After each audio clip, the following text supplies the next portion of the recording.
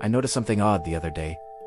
How quickly the mind can jump to fear. A shadow flickers across the wall, or a thought drifts in uninvited, and suddenly everything seems urgent. Not dangerous, not real necessarily, but urgent in a way that makes the heart tighten, the breath shorten. And I wonder, has it always been this way? Or is there a rhythm, a pattern underneath, a pulse we can feel if we just stop trying to control it? The Atharvaveda feels like that pulse, not at the level of fire or sound like the Ṛgveda or Samhita, but in the spaces in between. In the invisible, it doesn't just chant creation into being. It listens to the mind itself. It notices the tremors of fear, the subtle aches in consciousness, and it offers wisdom sometimes in strange, cryptic forms to heal, to soothe, to align. I might be wrong, but it almost seems like this text is saying, the cosmos is aware of your inner turbulence. The outer and the inner are not separate. The invisible is not void.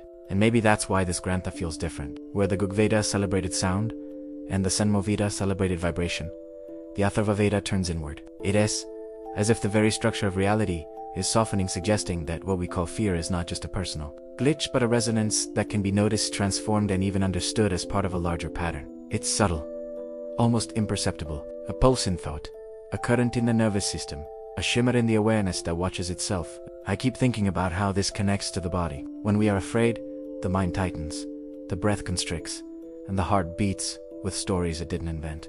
And yet, if we allow the attention to settle, to feel, to notice, there's a kind of calibration happening. It's like a quantum system. Observation subtly shifts the field, and the Atharvaveda, in its hidden hymns, seems to have recognized this long before modern science, that intention, attention, and awareness are not separate from life.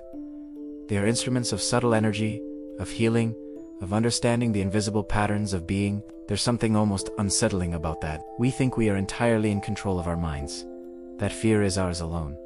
But the text whispers otherwise, not in words but in vibration, in symbolic guidance, in rituals that map awareness to subtle order. We are part of a system that is both within and beyond ourselves, and the Atharvaveda, in its quiet, unseen way, shows us how to inhabit it without grasping, how to notice without reaction. I find myself realizing again that this isn't a practice to finish, or a truth to claim. It's a mat for noticing, a reminder that the invisible threads connecting mind, energy, and cosmos are constantly at work. And in a strange way, the pulse here flows from the rhythms of the echoes of sound into something more intimate, something that lives inside, in the very patterns of thought, fear, and subtle healing. It's almost like one episode is a vibration, and the next episode is its shadow, its reflection in awareness. The river keeps flowing, even if we don't see that turns ahead. And perhaps the quietest insight is this: the mind's fear is not an enemy, and the invisible is not emptiness. They are part of the same pulse, the same rhythm that underlies the world.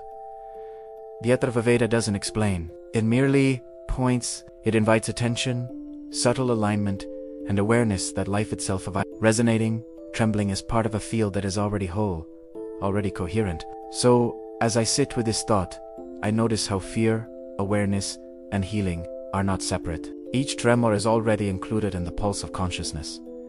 And I realize again that the journey is continuous. Sound becomes vibration, vibration becomes awareness, awareness encounters mind and fear, and somewhere in that encounter, there is recognition. Not of knowledge, but of presence. Not of control, but of being. And maybe, just maybe, the invisible has always been here, waiting for us to notice it quietly.